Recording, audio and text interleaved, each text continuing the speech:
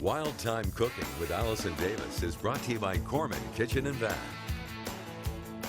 Welcome back to Midday Kentucky. Chef Allison Davis here in the Wild Time Kitchen, and I'm talking about a fall side dish.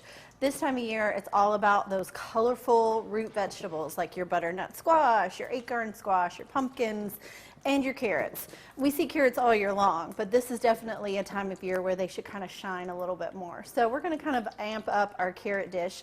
We're going to cook them in a cast iron skillet, and we're going to make today a curried apricot and ginger glazed carrot. So if that doesn't sound good to you, just hang with me because it's so delicious.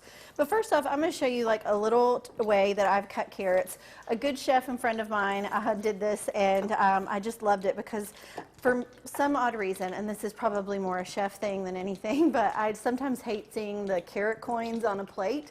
And you know, you can do the bias cut, which is just pretty straightforward, where you just angle your knife and you just cut. But this one is like going back and forth with the bias cut, and it gives you kind of this little unique shape, I guess, as far as the carrot is concerned. So I just kind of go back and forth, almost like a zigzag, and that just gives you a different cut, maybe for the plate and for presentation purposes.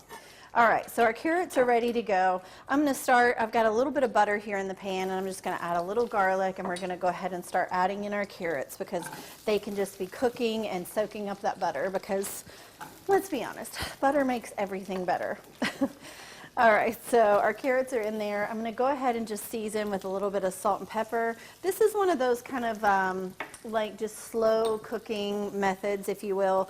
I have our heat kind of on a medium heat, and we're just going to kind of occasionally stir and just stay with this as it's cooking, you know, in the kitchen. So you don't have to like babysit this and watch it all like consistently. All right, so we have a little garlic, we've got our carrots, and now we are going to add in our apricot preserves. So I've got a little bit of apricot preserves here just in the jar. You can go with several different brands, or if you want, you could even go with the sugar-free. All right, because you're going to get plenty of sugar actually just from the carrots themselves.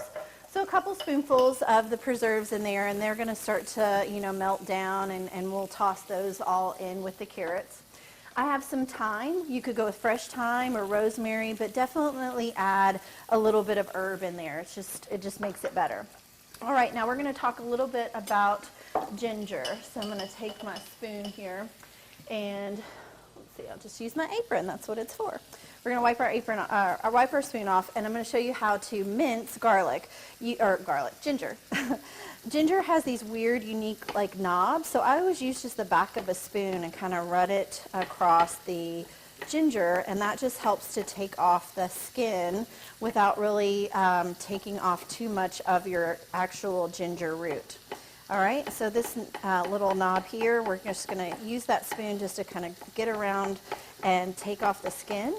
And then we're going to grate it and just grate it straight in. If you don't have a grater, you can just chop it up or mince it, but a little grater like this is just really handy to have. And then you've just got that fresh grated ginger going in there. And there's really nothing that beats the fresh. It just has so much more of a punch and a flavor.